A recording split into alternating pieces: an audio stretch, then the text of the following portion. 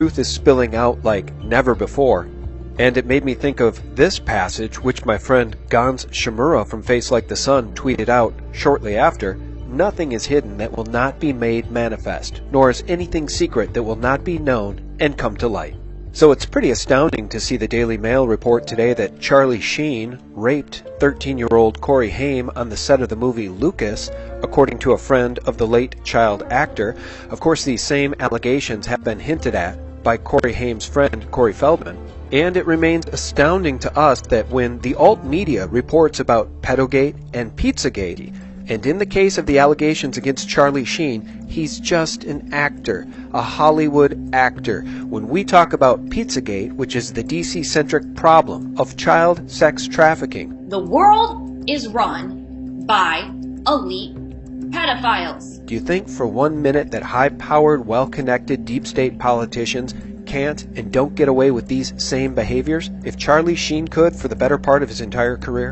And in this video, I want to highlight a story from our friend, investigative journalist Liz Crokin, who wrote today how Mueller and President Trump are pulling the biggest sting in history. But before I get to that, let's set the stage with some of these tweets from Stealth Jeff on Twitter at Draw and Strike.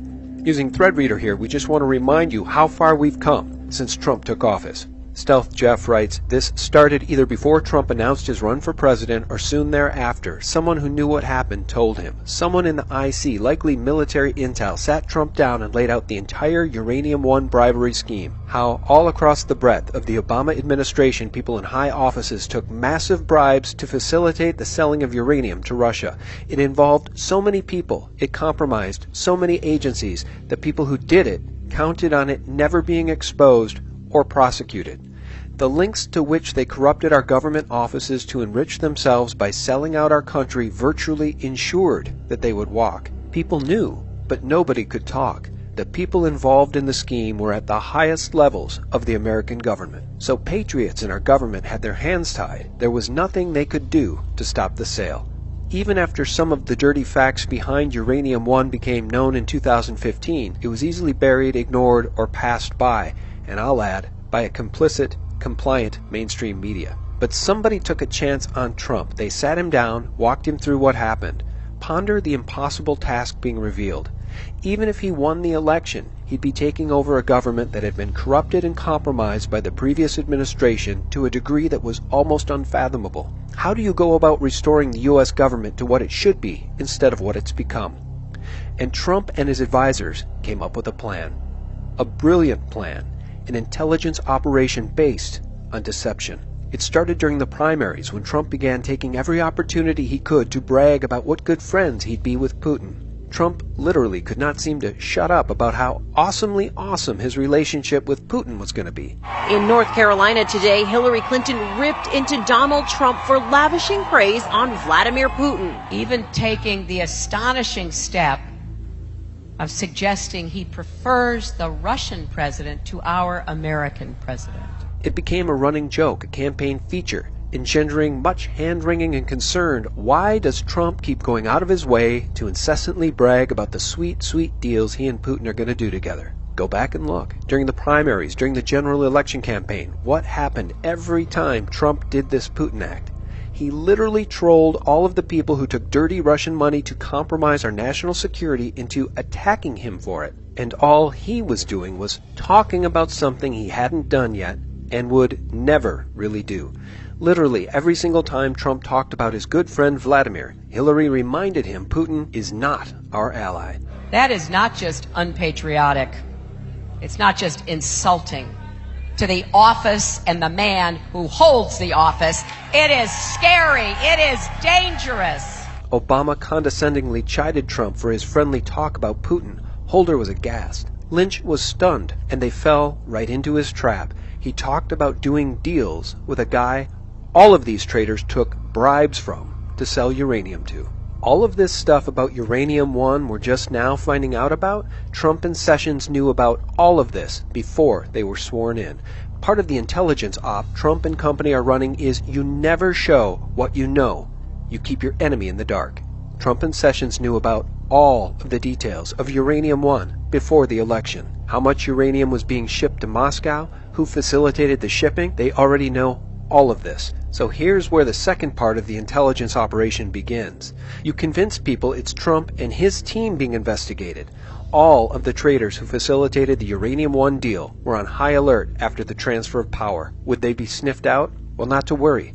Rest easy, Hillary. Podesta, almost immediately the new president and his team end up embroiled in a very public scandal. Trump asks Comey to back off Flynn, then fires Comey, who leaks memos to the New York Times and demands appointment of a special counsel.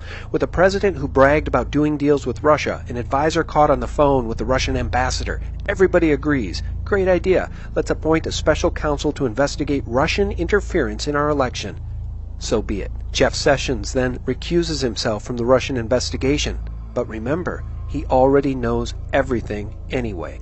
Deputy AG Rod Rosenstein then appoints Bob Mueller and tasks him with investigation of the Russian interference in the 2016 election. Mueller and Rosenstein both already know that Trump and Sessions both know all of the details of Uranium One. Got it? An intelligence operation based on deception calls for putting the enemy at ease because they don't understand what you're really doing. The reality: Mueller has been digging even deeper into Uranium One and into Fusion GPS and the Trump dossier. He has found Russian interference in the 2016 election. Do you know what it was? He found a massive Russian bribery scheme involving one of the presidential candidates in which she compromised U.S. national security. He also found this very same candidate illegally funding solicitation of information from Russian government sources to smear the other candidate. And to compound that offense, this candidate also tried to hide her funding of this dossier by using a law firm, which is illegal. The investigation is mostly over. Most of the indictments from the grand juries have been made, sealed. You're about to witness something that was deemed to be an impossibility. A previous administration that was so corrupt across so many agencies with so many people involved, it made it invincible. But it's about to be rolled up.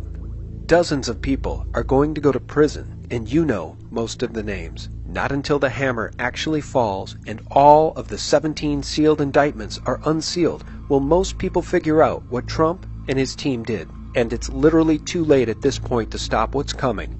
That window closed weeks ago. Examples will be made of these people.